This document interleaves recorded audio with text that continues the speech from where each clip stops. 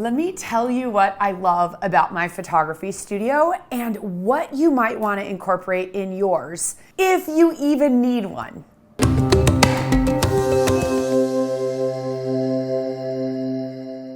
I'm Sarah Petty, photographer and owner of one of the most profitable photography studios in the US.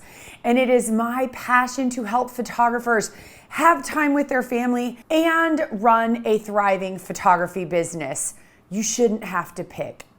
I have been in business almost 25 years, started photographing in my basement, and now I am in my dream photography studio, and I'm so excited to tell you about it and some of my favorite things. And I hope that you see these things and you put it through your filter and you say, oh my gosh, I could do that in my house, or I could create that same look.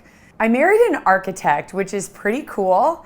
And we always dreamed of creating a dream building for ourselves that could house both of our businesses. They could also have a place for our young kids, at that point soon to be teenagers, to hang out. Little did we know there was a pandemic coming, and this building literally saved our lives. But we sat down and we made our wish list of everything we wanted.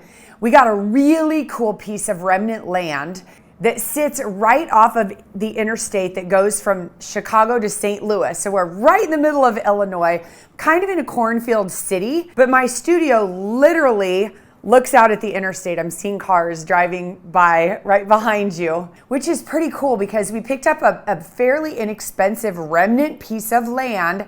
We sit on a hill, so when you drive up, you just see the front of the building, and from the back, there are 2 stories of windows, which I absolutely love as a photographer. It was really, really fun to design something custom, and I'll share my journey to get here in a moment. But we got to decide, what style do we want? What's the curb appeal look like? What does it look like when you drive up? Which is pretty cool because my husband being a creative also, we both really liked mid-century. And so we created kind of a studio that might look like it's in Palm Springs, but it's in Springfield, Illinois, which is kind of funny. We went with clean lines and a super open floor plan. We didn't want it to look like an office park where you walk down a hall and you have office, office, office, office. So you'll see everything is really, really open, which is super fun. When you come in, of course, we have a giant, I don't even know, 6-8 foot wall portrait to really set the tone. We have lots of bright colors because my brand is playful and whimsical and happy and full of color. That's kind of my personality. I'm kind of from the loud family. So I'm typically dressed, not today, but in bright colors, and I talk a lot and I talk fast and I talk loud, and I like bright, happy things. And so that's kind of what my photography looks like. So it only made sense as we were building this building for it to have that same look and feel. Orange has always been my color, so we use a lot of orange. My husband went to K-State. Are there any of you Wildcats out there? He's obsessed with purple. So we kind of combined orange and purple. We added in some green and we just kind of went with it. So that was the theme for our brand. We want our clients to feel super welcomed when they walk in. So we're creating a space with lots of texture, and we want it to look like a home.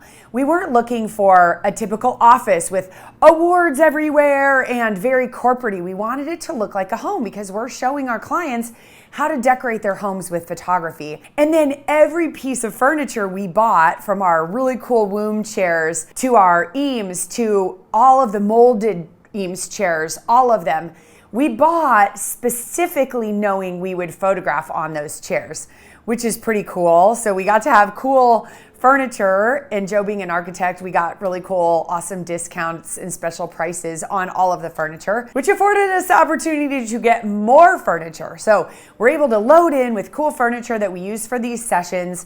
We move around, we design it with natural light in mind, so I can literally shoot in any room throughout the day. But the main room is our camera room that is designed on the north. So it's to my left, which is the north light, so that any time of the day we don't have direct sunlight coming in. It's a beautiful soft light that comes in, so we can shoot any time of the day. I got tracks that mounted to the ceiling, which you do have to have high ceilings for, but that allows us to shoot at night or on a dark day and we can spin our lights to all the walls and we can shoot on all of the walls. Usually we can use natural light for that, but we do have that track lighting, which is kind of cool. The camera room is so flooded with natural light that it allows us to shoot on all of the walls, but also what's cool about that is that we have different background stands. So on one wall, we have the colored paper rolls. So quickly, we can pull them up and down. We shoot with a cool ring light that puts a cool shadow behind our subjects,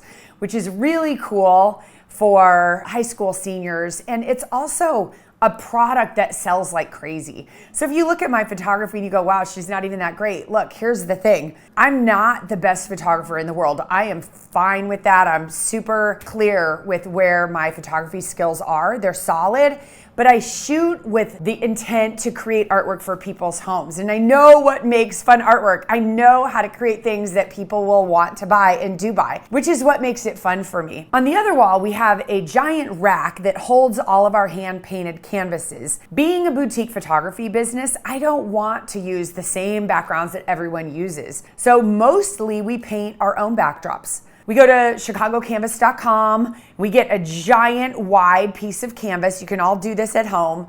We get mist tints from the paint shop. They'll sell them to you cheap. So you go open all the cans, pick a few that look good together, get some brushes and rollers and go crazy. And we really work with certain lighting patterns and colors of the trend of the season so that we have fresh new things for our high school seniors, and it costs us almost nothing, which is cool. I have a projector that mounts on the wall on one side of the camera room, and I project the images for my clients on the far wall. So this is really my sales room, right? If you call it that. I hate that sounds so salesy, but really it's where I present the images to my clients. I do it right there in my camera room. Let me pause for a second because you might be saying, oh my gosh, I can never do this. That's what I thought 24 years ago. Here's my journey really quick for anybody who's listening and going, oh, this isn't fair. I thought the same thing. I was photographing in my basement. We had 8 feet ceilings. Maybe they were even lower, and I'm 6'1", so I could barely stand up. If I had a tall adult, they definitely couldn't stand up. So I'm putting adults down on the ground with a cheap little light kit I bought for like $150 with 2 donkey little umbrellas, but it worked. It served its purpose.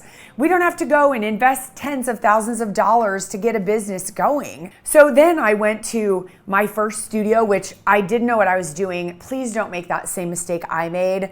But I rented it. It was $300 a month, and they told me I didn't need a lease. So I figured, okay, as long as I can make $300 a month, I'm fine. Realizing quickly that I wasn't making money. I was paying my bills, but not myself, which is a whole nother story. But it had bars on the windows. It was not in a nice part of town. Gosh, I opened that 2 weeks before 9/11. So if you want to know the time frame, in 2001, then I expanded to one room in an outdoor shopping district. I was the party room of a restaurant, and I opened that 5/5/5. It was Cinco de Mayo 2005. Within a year, I'd outgrown it, and I tripled my space because a clothing store had gone out of business, and the landlord came to me and said, hey, why don't you take this space? So again, more build out. So in 2006, I was moving to my third studio, and gosh, I look at, for 10 years, I was there paying so much money in rent, which was fine because I was learning lessons and I was learning how to keep a steady flow of clients coming in. I always do this, and higher averages. I always do this as we were dreaming and building our dream studio. So just know, I don't ever advise you starting here. Start in your home. Start on location only and invest your money instead of in a studio in learning how to get more clients at the right average. And if you're saying, well, when can I get a studio? Look, a studio alone is an expense. It's not a marketing activity. Listen to me, okay?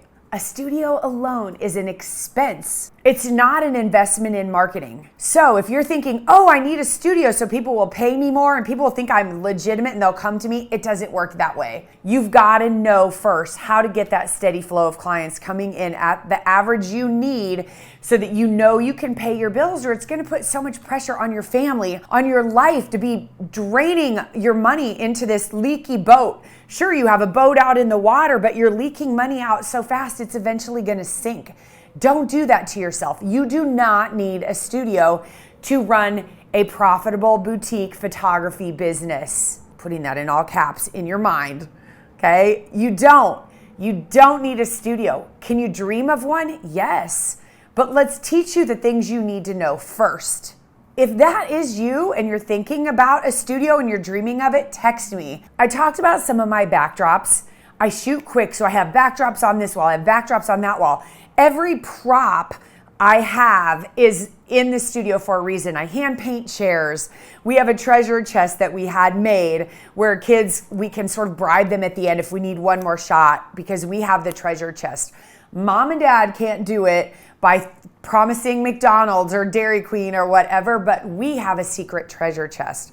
We have a magic spinny chair. We have feathers. We have all these cool different props that can make sure that we get the images we need that will thrill our clients. What I love about this camera room is that on the far wall, I have a little remote control. I can push the button, the curtain shuts, I push another button, the lights go out, the music comes on, and the client's images play big on a wall. We call that in-person sales, or IPS. Something I'll be talking about a lot in future episodes of this YouTube video. So type in the comments if that's something you'd like to know more about. Let me know your questions. Type them in. That would be fantastic. But this is how we serve our clients.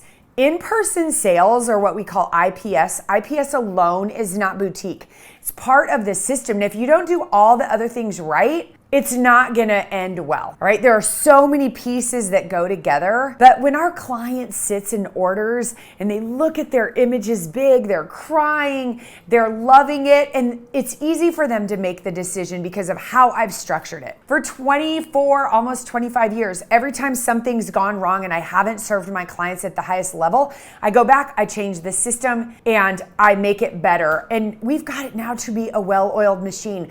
That's why I love mentoring and teaching this to photographers, because why should all of you reinvent the wheel when I've taken all this time to do it myself? I want to help others. That is my passion. Now, let me show you the coolest part of this building, because we know how to run profitable businesses. And when you know your numbers and you know where the profit comes from, you can take on a mortgage like this to build your dream building, and you can have an asset. Instead of paying rent away to someone else, you can build that asset. Even if you buy a home or a house and you remodel it, that's a business expense, which is really cool. I'm not giving you accounting advice. Talk to your accountant for what you can write off. But if you're making money using a space that's dedicated to that in your home, it is a business expense. But our dream was always to have a place where our kids could hang out, where their friends could hang out, with a fridge full of soda and snacks and a volleyball court.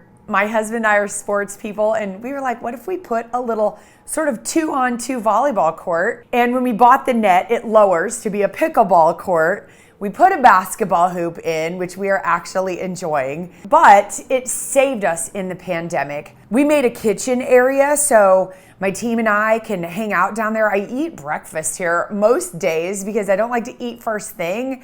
Like mid-morning, I go down, make a little omelet. It's so much nicer than my kitchen at home. Why would I not just want to hang out here? But all our TVs, we can swipe up and we can do presentations. Because we had a problem in the camera room once, I went downstairs and I put the client's presentation on our big screen down there just by swiping with Apple TV. So we got to put all the bells and whistles when it came to technology, which was really, really cool too. I also have my own office, which I love, which if you can see behind me, it has a fireplace. That was one of the things I always wanted, was my own fireplace with a little switch. It's actually got a remote control. And I've been known to turn the air way down once in a while and just sit by the fire because I love heat. I love the fire. And so that's where I do my best thinking. So I have never had my own office. In the last studio, we all kind of shoved into one room. And so it's so nice to be able to have a door where I can think and let the squirrels run around in my head without people and squirrels. It's kind of nice that way. But keep in mind, I've worked my whole career, sleeping and breathing business, so I know how to run a profitable business. So I had no fear about taking on a mortgage this size because I know that I consistently know how to attract clients, the right clients, not the freeple, cheapo people that we talk about that talk down here, they have a high voice, they just want it cheaper. They just want digital files. It doesn't have to be that way. If you learn that too, like that's the key to your dreams. That's what we teach. That's why I have the company Joy of Marketing, because I know how hard it is to figure out on your own. So just know when you're ready, there is stinking hope. There is always hope. And I want you to dream big. Don't listen to the people who are saying you can't do that. A lot of people told me that too. But the reality is somebody's going to do it. I did it in a cornfield, basically in central Illinois. If I can do it where I am, you can do it where you are. I would love to discuss any of this with you. Text me 217-888-2008, and for crying out loud, subscribe!